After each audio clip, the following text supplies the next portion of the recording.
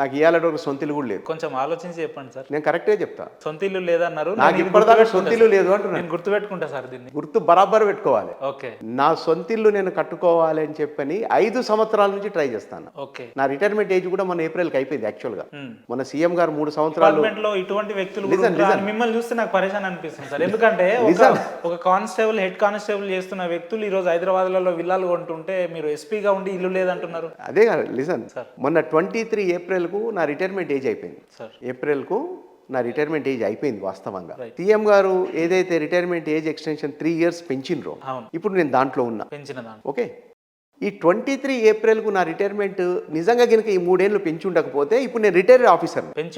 పెంచి ఉండకపోతే నేను నాగరాజు ఎస్పీ బ్రాకెట్లో రిటైర్డ్. మీరు ఓపెన్ అవుతలేరు సార్ ఇంటర్వ్యూలో. అన్ని నిర్మోమాటంగా మాట్లాడుతూ అంటున్నారు కానీ ఓపెన్ అవుతలేరు. నిజాలు చెప్పండి సార్. ఎన్ని కోట్లు సంపాదించారు సార్ ఇప్పటి? నేను అదే చెప్తున్నా. ఓకే, నేను చెప్పేది అది. మీరు మీడియా వాళ్ళు కదా. ఓకే, నేను చెప్తుంది అది కదా. 1985 అంటే మా నోటిఫికేషన్ కూడా రాలేదు ఇంకా. అప్పుడు మా పేరెంట్స్ కొంత నా అమౌంట్ పెట్టి నేను కొనుక్కున్న ప్లాట్లో 85లో ఇల్లు కట్టడం మొదలుపెట్టి ఇవాళకి 5వ సంవత్సరం. ఇండిపెండెంట్ హౌస్ కట్టడం మొదలుపెట్టి ఇవాళకి 5వ సంవత్సరం. మేము ఇంకా 2011లో పంజాబ్ నేషనల్ బ్యాంక్లో లోన్ తీసుకొనుకున్న ఫ్లాట్లోనే ఉన్నాం. 5 years అయితే సొంత ఇల్లు లేదంటున్నారు. ఈ ఇంటర్వ్యూకి మీరు ఎట్లా వచ్చారు సార్? ఏ వెహికల్ వచ్చారు మీరు? మా ఫ్రెండ్ వెహికల్ వచ్చి. Friend vehicle? మీ వెహికల్? నా వెహికల్ ఇంటికాడ ఉన్నది. ఓకే, వెహికల్ ఉన్నది. అసలు మీరు చెప్తుంటే నిజంగా ఆశ్చర్యం అనిపిస్తుంది సార్. డిపార్ట్మెంట్ లో ఇంత హానెస్ట్ పర్సన్స్ కూడా ఉంటారా అని చెప్పి అంటే అనిపిస్తుంది. నేను కాదు ఇంకా హానెస్ట్. మీరు ఇంకా లోపలికి పోయి చూడలేదు పోలీసులా. మీరు బయట కనపడ్డే మాట్లాడారు ఇప్పటిదాకా. ఈవెన్ నేనన్నా ఇప్పుడు ఫ్రెండ్ వెహికల్ వచ్చినా అని చెప్పిన అది కూడా ఎక్కరు. మీరు పోయి చూడండి. నాకు తెలిసిన ఒక IAS ఆఫీసర్ గురించి నేను విన్నా. IAS ఆఫీసర్ రిటైర్డ్ అయిండు అంటే ఆల్మోస్ట్ ఒక మంచి పొజిషన్ వరకు, చీఫ్ సెక్రటరీ వరకు, ఆ ర్యాంక్ వరకు వెళ్తారు. చీఫ్ సెక్రటరీ అందరు కారు కాబట్టి ఒకళ్ళు అవుతారు కాబట్టి ఆ లెవెల్కి ఉంటారు అందరు. ఆయన ఇంట్లోంచి బయటికి వెళ్తే ఆటో ఎక్కిపోతాడు మార్కెట్కు.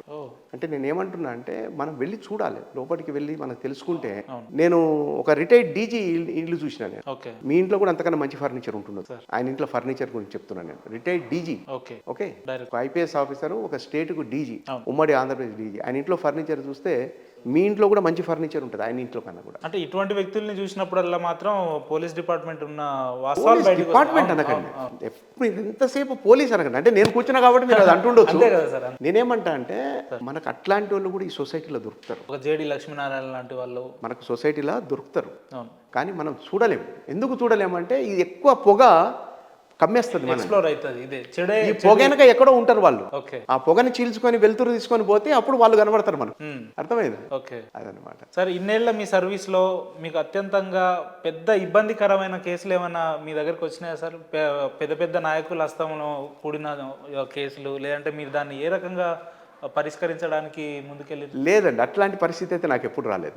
అంటే SIగా, CAగా, DSPగా నేను లా అండ్ ఆర్డర్లో చేసినప్పుడు కూడా ఎక్కడ కూడా నా మీద ప్రెషర్ ఉన్నది, నేను కంపల్సరీ వీళ్ళ మాట వినాలే, వినకపోతే నాకు ఇబ్బందులు అవుతాయి అని నా ఆఫీసర్స్ సైడ్ నుంచి కానీ, పొలిటీషియన్ సైడ్ కానీ, లేదా ప్రభుత్వంలో ఉండే పెద్దల వైపు నుంచి కానీ నాకు ఎప్పుడు రాలేదు, నాకు ఎవరు చెప్పలేదు. ఎందుకు సార్ పోలీస్ డిపార్ట్మెంట్లో సిన్సియర్గా ఉన్న వ్యక్తులను వేరే సెక్టార్లోకి ఎందుకు మారుస్తూ ఉంటారు? ఎగ్జాంపుల్ ఇప్పుడు మన AK ఖాన్ గారు కావచ్చు, లేదంటే మన అకున్ సబర్వాల్ గారు కావచ్చు, లేదంటే మన RTC చైర్మన్ గారు కావచ్చు, CV సజ్జనార్ గారు, వీళ్ళంతా ఎందుకు వేరే డిపార్ట్మెంట్కి మార్చాల్సి వస్తుంది సార్? సర్టెన్ అవన్నీ పోస్టులు అవి మార్చడం కాదు, అవన్నీ పోస్టులు, వాళ్ళకు ఉండే పోస్టులు అవి అన్నీ చేయాల్సింది. కానీ పోలీస్ డిపార్ట్మెంట్ నుంచి తప్పించి వేరే డిపార్ట్మెంట్కి MDగా ఇవ్వడం అంటే కొంచెం ఇబ్బందికరమే కదా సార్. RTC చైర్మన్ MDగా ఒక IPS ఆఫీసర్ చేయాలి. అది ఇప్పుడున్న సజ్జనార్ సారే కాదు, ఇంతకుముందు పూర్ణచంద్రరావు సార్ చేసినారు, అంతకుముందు ఆంజనేయ రెడ్డి గారు చేసినారు. ఇట్లా చాలామంది IPS ఆఫీసర్లు చేస్తారు. అది పోస్ట్. అది దాంట్లో ఒక IPS ఆఫీసర్కి పోస్టింగ్ ఇవ్వాలి. చిన్నప్పుడు మీకు అట్లా అనిపిస్తుంది. కానీ వీళ్ళు ఉన్న పోలీస్ డిపార్ట్మెంట్కి పూర్తిగా సూటబుల్ అయినప్పుడు ఎందుకు వేరే డిపార్ట్మెంట్ మార్చాల్సి వస్తుంది? It's a right question sir. అంటే ఈ కెపాసిటీని మనం ఇంకో డిపార్ట్మెంట్లో కూడా వాడాలి కదా. అందులో ఉండరా సార్ హానెస్ట్ వాళ్ళు? అట్లా కాదు. RTCలో ఉన్న వాళ్ళని MDగా పెట్టలేము కదా. RTCలో రిక్రూట్ అయిన వాళ్ళని MDగా పెట్టలేము. ఒక IPS ఆఫీసర్ని MDగా పెట్టాలి. అప్పుడు IPS ఆఫీసర్ ఎక్కడ ఉంటాడు? పోలీస్ డిపార్ట్మెంట్లో ఉంటాడు కదా. ఇప్పుడు ఒక IPS ఆఫీసర్ సర్వీసెస్ని అక్కడ పెట్టడం వల్ల అక్కడ ఇంప్రూవ్మెంట్ ఉంటుంది, అక్కడ ఇబ్బందులు కొన్ని తొలగించగలుగుతాడు. కొంతమంది కొన్ని కెపాసిటీస్ ఉంటాయి, వాళ్ళు ప్రాబ్లమ్స్ని సాల్వ్ చేయగలుగుతారు. వాళ్ళు డెవలప్మెంట్ చేయగలుగుతారు, కొంతమంది వెల్ఫేర్ చూడగలుగుతారు, కొంతమంది కొన్ని కెపాసిటీస్ ఉంటాయి. భగవంతుడి వచ్చిన పవర్స్ అన్నీ కూడా దాన్ని ఐడెంటిఫై చేసిన ఆఫీసర్స్ కానీ ప్రభుత్వం కానీ ఏం చేస్తుందంటే వీళ్ళు ఇక్కడ కన్నా ఇక్కడైతే ఇష్యూ పెద్దగా ఉన్నది అని చెప్పి తీసుకువెళ్ళేస్తారు. సార్ ఈవెన్ మా ఎస్ఐసిఎస్లో కూడా జరుగుతుంది ఇది. డిఎస్పీ స్థాయి వరకు ఎస్ఐసిఏలలో కూడా మా ఎస్పీలు కానీ డిఐజీలు కానీ కూర్చొని మాట్లాడుకున్నప్పుడు అక్కడ ఆ ప్రాబ్లం ఉన్నది, దీన్ని ఏం చేద్దామని అనుకున్నప్పుడు సార్ వీడిని అక్కడ పంపిద్దాం సార్ అంటారు. That is not punishment, that is వానికి ఉన్న గుర్తింపు అది. ఆ ప్రాబ్లం ఇతనైతేనే సాల్వ్ చేయగలుగుతాడని చెప్పి వీళ్ళు అనుకున్నారు కాబట్టి అక్కడ ఇతను పంపిస్తారు. ఈవెన్ బందోబస్తులలో కూడా చూడండి మీరు, మాబ్ ఆపరేషన్స్ కానీ లేదా కమ్యూనల్ బందోబస్తుస్ కానీ, అంటే ఇప్పుడు మన దగ్గర కమ్యూనల్ లేవు కానీ చెప్తున్నా, ఒకప్పుడు లేదు ఇంకేదైనా కానీ ఉన్నప్పుడు వీళ్ళు ఆలోచించి ఈ కెపాసిటీ ఎవరికి ఉన్నది, ఇది ఎవరు హ్యాండిల్ చేయగలుగుతారు, ఈ సిచ్యువేషన్ని ఎవరు ట్యాకిల్ చేయగలుగుతారు, ఈ ప్రాబ్లమ్ని ఎవరు సాల్వ్ చేయగలుగుతారని చెప్పి ఆలోచించి పంపించడం గుర్తింపు కాకపోతే ఏంది మరి? అఫ్కోర్స్ అతనికి నచ్చకపోవచ్చు, ఇబ్బంది కలగవచ్చు, మీరు అనుకుంటున్నట్టు అరే ఉన్న పోస్టింగ్ పీకి ఆడ పంపించారని మీరు అనుకోవచ్చు, కానీ అది గుర్తింపు. కాబట్టి ఏది కూడా పనికిరాని పోస్టింగ్ అంటూ ఏది ఉండదు. నువ్వు చేయగలిగితే ఎక్కడన్నా పని ఉంటుంది, నువ్వు ఏమన్నా చేయొచ్చు. కాబట్టి ఇది పనికొచ్చే పోస్టింగు, ఇది పనికిరాని పోస్టింగు ఉండదు. ఇప్పుడు కొంతమందికి టీచింగ్ ఇంట్రెస్ట్ ఉంటుంది, వాళ్ళు ఎటు పోరు, అకాడమీకి పోతారు, అడిగిపోతారు మరి నేను అకాడమీకి పోయి ఉంటా సార్ కొన్నాళ్ళు అని చెప్పని. పోలీస్ ఆఫీసరే మరి అకాడమీ కూడా చూడాలి కదా, మరి అక్కడ కూడా ఐపీఎస్ ఆఫీసర్ ఉంటారు, గ్రూప్ 1 ఆఫీసర్స్ ఉంటారు, అన్ని ర్యాంకులు అన్ని డిపార్ట్మెంట్లో ఉన్న వాళ్ళు ఉంటారు. మరి అందరు ఇక్కడే లా అండ్ ఆర్డర్ ఉంటాయి, అయ్యేవాడు చూడాలి మరి. సార్ మీరు ఇందాక ఇంటర్వ్యూలో మాట్లాడుతూ నేను మహబాద్లో చిన్నపిల్లలతోటి కూడా నేను కలిసి నేను ఆ డ్యూటీ సందర్భాల్లో కూడా నేను స్థానిక ప్రజలతో బాగా కలిసిమెలిసి ఉంటానని అన్నారు కదా, ఎందుకు ఒక పోలీస్ ఆఫీసర్ అంటే తన కర్తవ్యాలను మాత్రమే చూసుకొని ఆఫీస్కి వెళ్లకుండా ఎప్పుడు కలిసిన ప్రజలతో మాట్లాడడం, వాళ్ళ సమస్యల్ని మీ సమస్యలుగా భావించి దాన్ని పరిష్కరించే మార్గం మీరు వెతుక్కోవడం, ఇదంతా ఎందుకు సార్? మీకు ఆ ఆలోచన ఎందుకు వస్తుంది? అంటే నాకు బహుబాధలనే కాదు, నాకెందుకు అది మంచిగా అనిపిస్తుంది, నాకు అది అలవాటు. నేను ఎక్కడ చేసినా కూడా ఉద్యోగము నాకు అలవాటు అది. అంటే మీకున్న ప్రొఫెషన్లో ఉన్న స్ట్రెస్నే తట్టుకోలేక ఇబ్బంది పడే వ్యక్తులు ఉండే ఈ పరిస్థితులలో మీరు వాటి అన్నిటిని అధిగమించి ప్రజలతో కూడా మమేకమై మాట్లాడడం, వాళ్ళకి టైం కేటాయించడం అంటే కొంత క్లిష్టమైన అంశం అనుకోవచ్చు కదా. ఎంత రిలాక్స్ అవుతాం తెలుసా అక్కడ, ఎంత రిలాక్స్ అవుతాం తెలుసా. ఇప్పుడు ఇదంతా ఒక రకమైన ఉద్యోగం. ఇక్కడ సెక్షన్లు, క్రైములు, కేసులు, కోర్టులు ఇవన్నీ ఉంటాయి. ఒక్కసారి ఒక హాస్టల్కి వెళ్ళండి, ఇప్పుడు కస్తూర్బా హాస్టల్ ఉంది మన దగ్గర, బాలికలది, లేకుంటే ఒక అనాథాశ్రమం ఉన్నది మా దగ్గర ఒకటి. అట్లనే ఏదైనా స్కూలు, ఏదైనా హాస్టల్, ఆశ్రమ పాఠశాల, మీరు అక్కడికి వెళ్ళి ఒక గంట సేపు పిల్లలతో మాట్లాడండి. అసలు వాళ్ళ దగ్గర ఎంత నాలెడ్జ్ ఉంటుంది తెలుసా మీకు?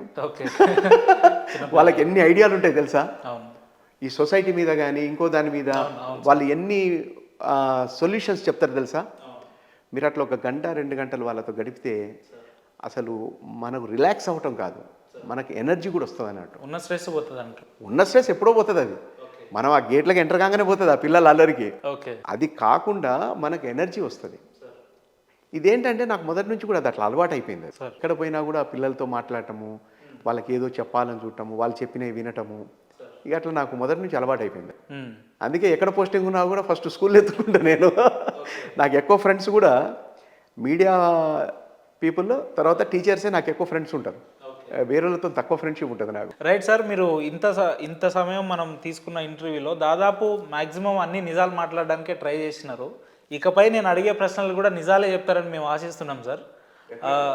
ఎస్పీ నాగరాజ్ సారు ఎప్పుడు రాజకీయాల్లోకి రాబోతున్నాడు, ఎప్పుడు ఎంపీగా పోటీ చేస్తారంటే ఏం చెప్తారు మీరు? భగవంతుడు కరుణిస్తే ఇప్పుడే రావచ్చు, లేకపోతే రాకపోవచ్చు. ఇక్కడ మళ్ళీ మీరు డైలమాలో వేసారు సార్, ఎందుకు క్రియాశీలక రాజకీయాల్లో రావాలి, ఎప్పుడు వస్తున్నారు అని మీరు అడిగినారు కాబట్టి మరి అది గాడ్ బ్లెస్ ఉండాలి కదా.